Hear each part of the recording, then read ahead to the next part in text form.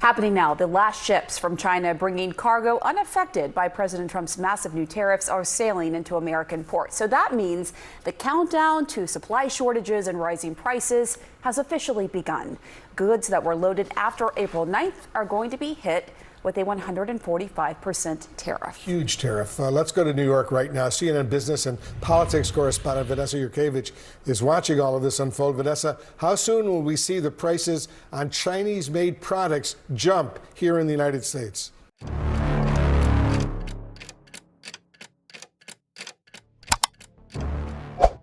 Indicateurs opérationnels de la chaîne alimentaire reflètent un décalage entre la politique tarifaire en vigueur et la capacité logistique de réponse. Lors d'une audience extraordinaire de la Commission sénatoriale du commerce, un mémorandum technique a été présenté en urgence. Ce document alertait sur un déséquilibre critique dans la chaîne d'approvisionnement nationale en produits essentiels, conséquence directe de la récente promulgation de mesures tarifaires exécutives. Dans un langage sobre mais précis, le texte reconnaissait pour la première fois que les mécanismes traditionnels de compensation logistique, basés sur la prévisibilité des coûts, les itinéraires transnationaux et les accords bilatéraux en vigueur, avaient été compromis de manière structurelle. Le terme « compromis structurel », utilisé par l'un des directeurs du sous-secrétariat à l'approvisionnement intérieur, a ensuite été repris par les techniciens du Bureau national de prévision commerciale qui, dans une note parallèle, ont recommandé une réévaluation immédiate de la matrice des approvisionnements fédéraux. En pratique, cela signifiait que le système n'était pas seulement sous pression, mais qu'il était déjà entré dans une phase de désorganisation fonctionnelle. Le déclencheur institutionnel de ce revirement a été une série de décrets, signés par l'exécutif au cours de la première quinzaine d'avril, qui ont brusquement modifié le régime tarifaire applicable aux importations classées comme stratégiques. Le lait en poudre, les engrais, les protéines transformées, les emballages plastiques industriels, les composants électroniques de réfrigération et les produits d'hygiène de base ont tous été reclassés sous un nouveau seuil de taxation minimale de 10 pour 100, avec des échelles supplémentaires pour les intrants provenant de pays considérés comme non alignés commercialement. La justification officielle était le renforcement de la capacité de production interne et le rééquilibrage du déficit logistique extérieur.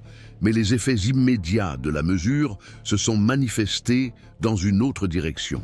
Les grands réseaux de distribution et de vente, en gros, dont les opérations sont intégrées à des centres de distribution sur tout le territoire, ont commencé à annuler les commandes en attente, à renégocier les contrats avec les fournisseurs internationaux et à suspendre les approvisionnements qui dépendaient de routes maritimes avec une livraison inférieure à 30 jours.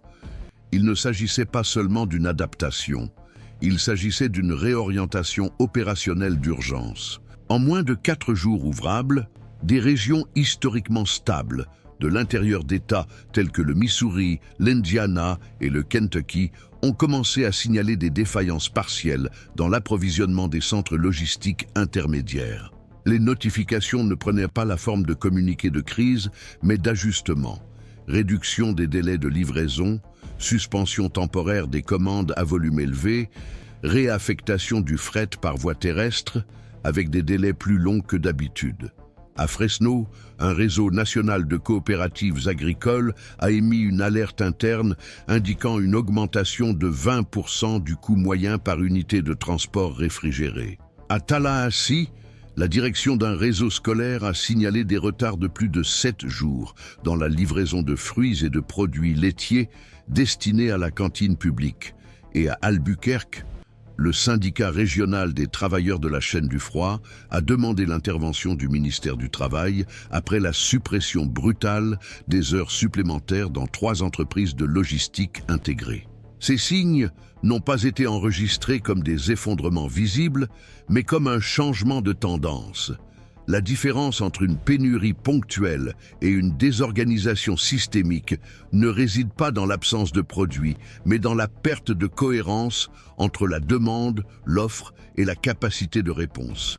Et c'est ce qui a commencé à émerger à des niveaux croissants au cours des 2 semaines suivantes. Les supermarchés de taille moyenne ont commencé à adopter des systèmes d'urgence, limitant la quantité d'articles par client dans des catégories spécifiques. Les chaînes de pharmacie ont restructuré leur stock sur la base de projections de disponibilité non confirmées. Les petits établissements ont commencé à fonctionner avec une marge de réapprovisionnement minimale. Dans de nombreux cas, les consommateurs n'ont pas été prévenus à l'avance. Ils ont simplement été confrontés à des rayons incomplets ou à des prix réajustés sans préavis. À Denver, un fournisseur de légumes a suspendu toutes ses activités destinées au secteur de l'éducation après la hausse des coûts des intrants de base. Le communiqué n'était pas agressif, il était comptable. Dans ce communiqué, l'entreprise affirmait que la nouvelle structure tarifaire ne permet pas une planification à plus de 7 jours, rendant impossible l'exécution des contrats fixes. Cette phrase, protocolaire en apparence, cachait l'un des aspects centraux de la crise, l'imprévisibilité comme nouveau facteur dominant. Là où il y avait auparavant des algorithmes de tarification, des lignes de crédit ajustées à la saisonnalité et des partenariats logistiques optimisés, il y avait désormais des estimations partielles, des renégociations d'urgence et des mesures de limitation des dégâts. L'impact de cet épisode ne s'est pas limité à ce qui s'est passé dans les salles de délibération.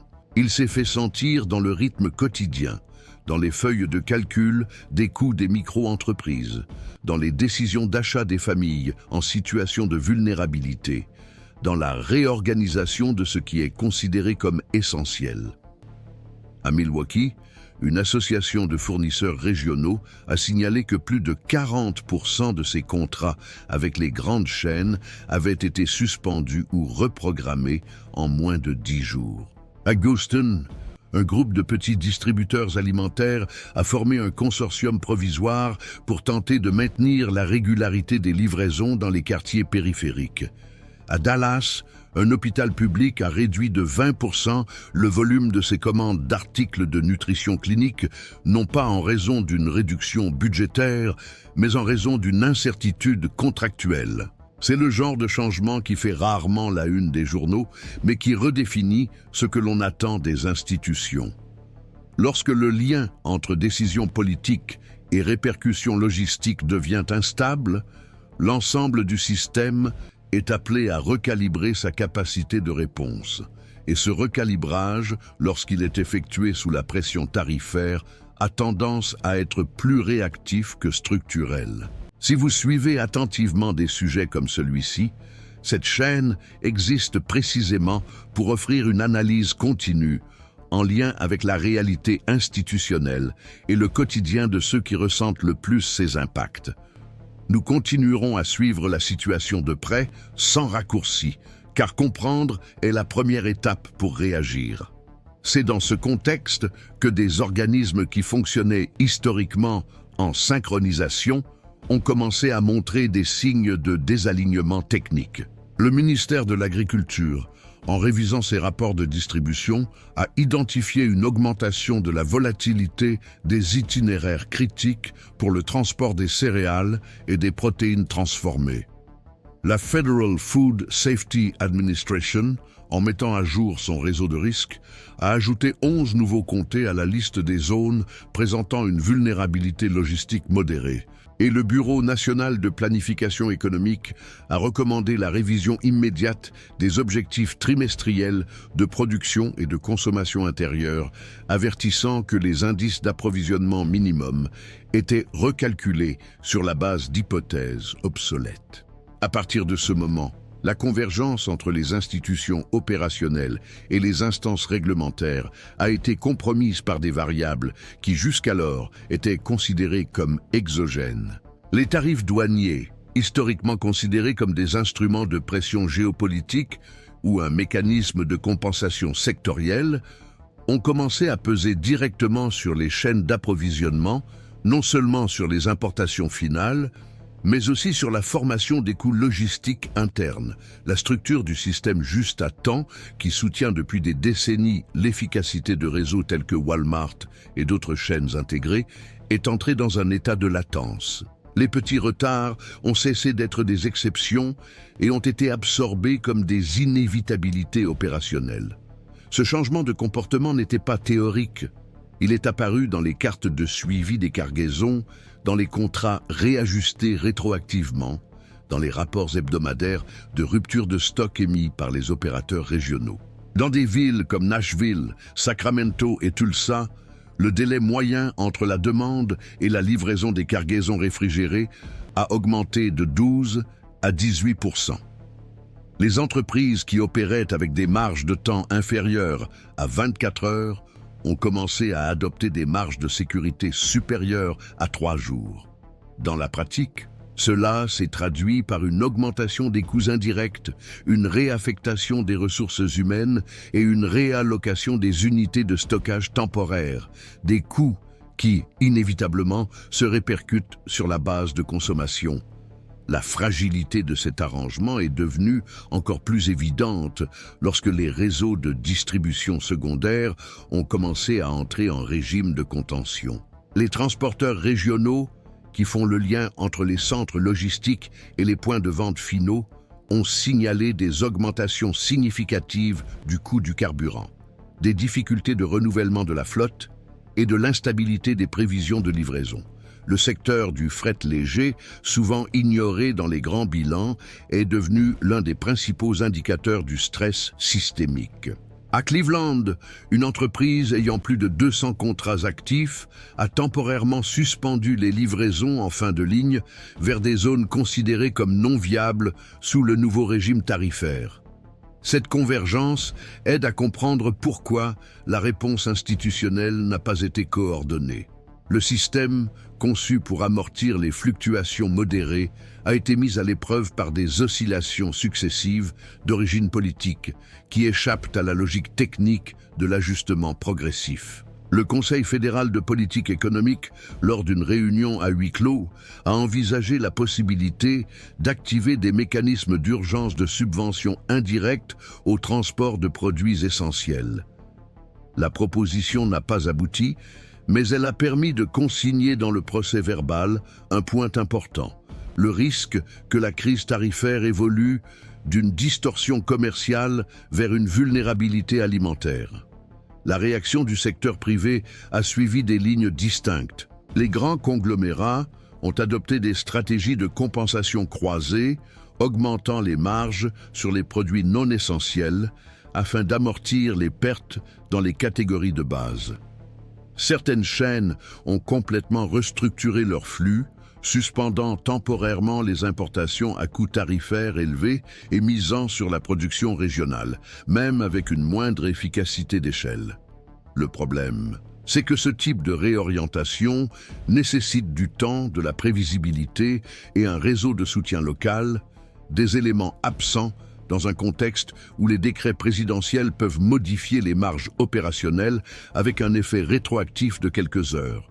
Les petites entreprises, qui n'ont pas les capitaux nécessaires pour absorber les fluctuations ni les réseaux pour réaffecter la production, ont adopté des stratégies plus rudimentaires. Réduction du portefeuille, suppression de quarts de travail, renégociation des contrats de location et, dans certains cas, licenciement préventif. À Salt Lake City, une coopérative d'aliments biologiques a suspendu indéfiniment son programme de panier hebdomadaire, car elle ne parvenait pas à respecter le calendrier de réapprovisionnement. À Bâton Rouge, un groupe de petites épiceries a intenté une action collective pour contester judiciairement l'application immédiate des nouveaux tarifs sur les produits en transit. L'argument juridique central était qu'en modifiant les règles alors que les marchandises étaient déjà en transit, le décret enfreignait les principes fondamentaux de la sécurité juridique. À partir de ces mouvements, une carte informelle des zones critiques a commencé à se dessiner, établie non pas par les agences fédérales, mais par les opérateurs du marché. Cette cartographie incluait les régions où la chaîne d'approvisionnement avait été le plus directement touchée par la reconfiguration tarifaire. À côté de chaque ville figuraient des indicateurs tels que le temps d'attente moyen dans les ports secs, le taux de retour de chargement partiel, le taux de rupture des contrats d'approvisionnement et la fluctuation des prix des articles essentiels. Ce type de cartographie parallèle, bien que non officielle, a commencé à orienter les décisions d'investissement, la relocalisation des centres logistiques et la refonte des opérations à moyen terme. Les analystes de risque ont commencé à utiliser une nouvelle catégorie d'évaluation, la sensibilité tarifaire opérationnelle. Ce concept mesure le degré d'exposition d'une entreprise ou d'une région à l'instabilité générée par des changements soudains dans la politique commerciale extérieure. Dans des rapports confidentiels obtenus par des comités législatifs, des régions telles que la vallée de San Joaquin, le nord du Mississippi et les zones industrielles du Michigan ont obtenu des indices élevés. Les conséquences n'étaient pas seulement économiques. Certaines écoles publiques ont fait état de difficultés croissantes à maintenir un approvisionnement régulier en denrées alimentaires, ce qui les a contraintes à adapter leurs menus en urgence. Dans les hôpitaux, la pénurie de certains articles a conduit à l'adoption de protocoles alternatifs de nutrition clinique, avec un impact direct sur les patients immunodéprimés. Pourtant, la perception dominante parmi les acteurs institutionnels était qu'il n'existait pas d'autorité centrale capable ou disposée à diriger la réponse. Le ministère du Commerce affirmait que la politique tarifaire était une prérogative de l'exécutif. Le Congrès, divisé, hésitait entre contester les décrets ou attendre les développements. La Cour suprême, saisie d'un recours en inconstitutionnalité, a déclaré que la question devait encore mûrir sur le plan jurisprudentiel. Le système est donc resté en suspens, actif mais sans orientation claire. Pendant ce temps, en marge, la confiance dans le flux habituel d'approvisionnement continuait de se détériorer. Dans des périodes comme celle-ci, il est essentiel de comprendre l'imbrication entre les décisions politiques et leurs effets opérationnels. Ce canal existe précisément pour offrir cette analyse continue, sans raccourci, avec un accent institutionnel et une attention particulière au quotidien de ceux qui subissent les impacts. Suivez les prochains épisodes, les développements sont toujours en cours. Il existe différentes interprétations sur ce qui, en termes plus généraux, est effectivement mis à l'épreuve dans cet épisode. Pour un groupe de juristes liés à la tradition de la réglementation économique de la côte Est, le point central de la controverse ne réside pas seulement dans le contenu spécifique des décrets présidentiels, mais dans le modèle qui se consolide lorsque l'exceptionnel remplace la prévisibilité normative. Selon l'évaluation de ces experts, le recours récurrent à des décrets exécutifs ayant des effets immédiats sur des secteurs structurels tels que l'approvisionnement alimentaire et les chaînes logistiques révèle un affaiblissement progressif des mécanismes de délibération interinstitutionnelle. Cette interprétation ne soutient pas l'existence d'une illégalité formelle, mais souligne un risque institutionnel important, la transformation de décisions unilatérales en une pratique récurrente dans des domaines qui, de par leur nature systémique, exigeraient une coordination fédérale et une stabilité réglementaire. Dans une autre ligne d'analyse, des observateurs ayant un profil plus technique et opérationnel affirment que le récent désordre logistique ne peut être attribué exclusivement aux tarifs.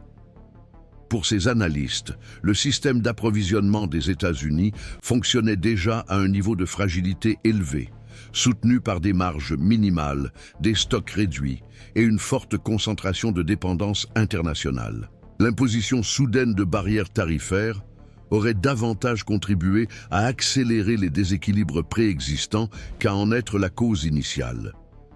Dans cette perspective, le problème central ne résiderait pas tant dans la politique commerciale adoptée que dans l'absence de mécanismes efficaces d'absorption des chocs externes.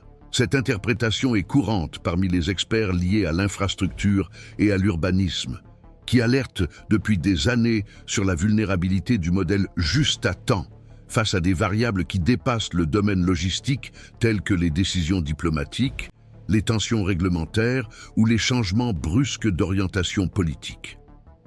Le débat s'est également étendu au domaine juridique où une jurisprudence encore fragmentée commence à se former.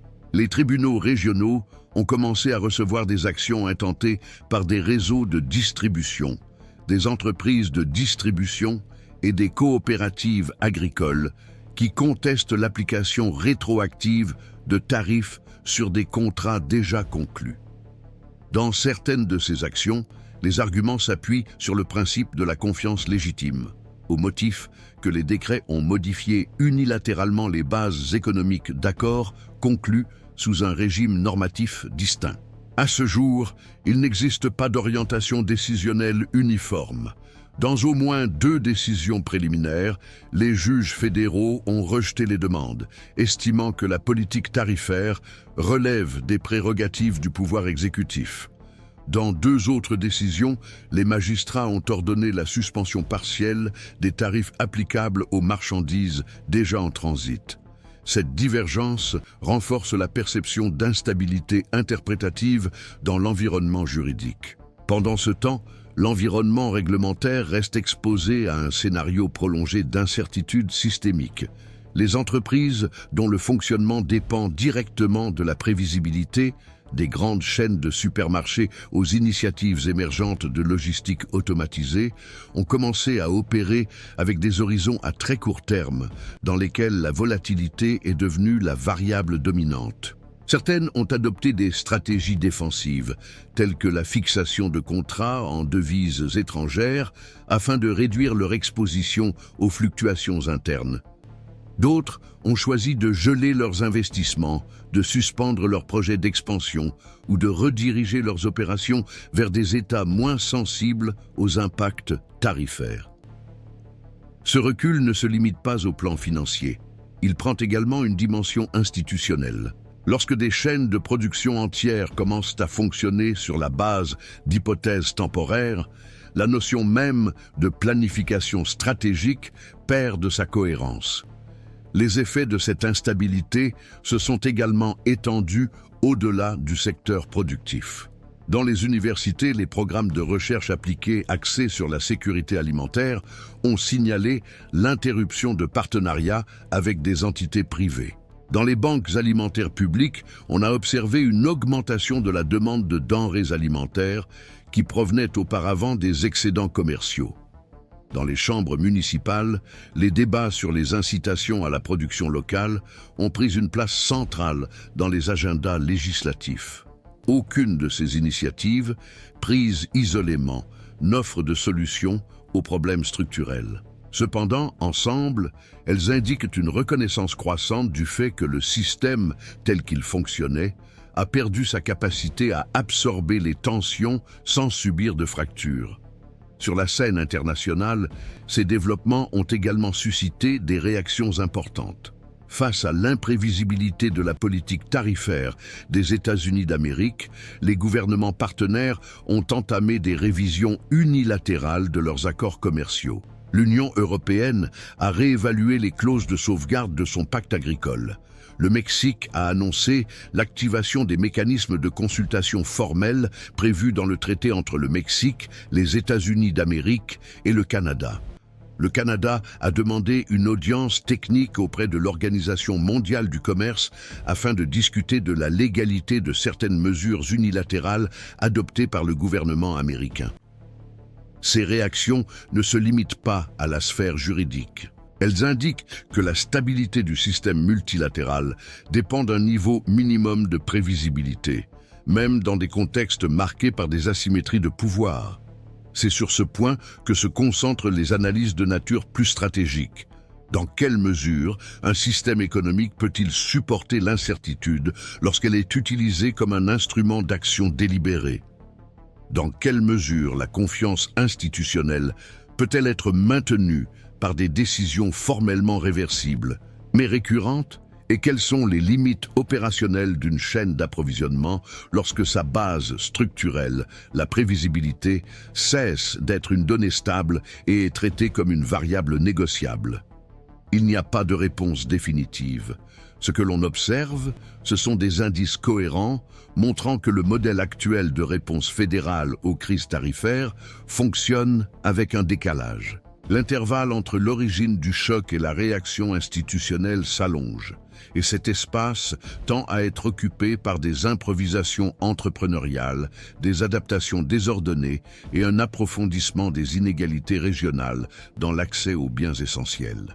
Au Congrès, des parlementaires modérés ont commencé à discuter de la possibilité de réactiver une instance bipartite chargée de suivre les impacts tarifaires qui avaient été supprimés à la fin de la dernière décennie. La proposition, qui en est encore à ses débuts, prévoit la création d'un observatoire habilité à émettre des recommandations contraignantes en cas de risque systémique avéré. Toutefois, cette initiative se heurte à des résistances. Une partie des parlementaires estime qu'un tel mécanisme limiterait l'autonomie du pouvoir exécutif en matière de commerce extérieur.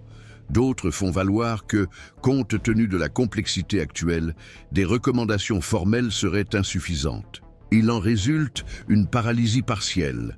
Le problème est reconnu, mais sa solution continue d'être reportée. Dans le secteur privé, la dynamique va dans le sens opposé. Chaque semaine, sans décision claire, les coûts opérationnels s'accumulent. Les analystes financiers intègrent déjà la hausse des prix des denrées alimentaires comme une composante structurelle des projections inflationnistes à court et moyen terme. Les fonds d'investissement révisent leur exposition aux actifs liés au commerce de détail, à la distribution et à la logistique de dernière étape. Dans certains centres urbains, les ajustements de prix ont déjà dépassé la capacité de compensation salariale. Et la classe moyenne, historiquement plus résistante aux chocs ponctuels, commence à montrer des signes de défaut de paiement liés à la pression inflationniste sur les produits de première nécessité. Ces éléments composent un tableau partiel, mais significatif, d'un système soumis à un processus de réorganisation forcée. La crise actuelle n'est peut-être pas la plus visible, mais elle s'avère être l'une des plus éclairantes. Elle met en évidence la tension entre souveraineté politique et interdépendance économique, entre pouvoir décisionnel et responsabilité systémique. Et elle impose une question de plus en plus difficile à contourner. Dans quelle mesure la stabilité institutionnelle peut-elle être maintenue lorsque l'instabilité est utilisée de manière récurrente comme instrument d'action? C'est pourquoi nous continuons à suivre ce processus avec une attention constante. L'analyse ne s'arrête pas là, elle entre dans une nouvelle phase.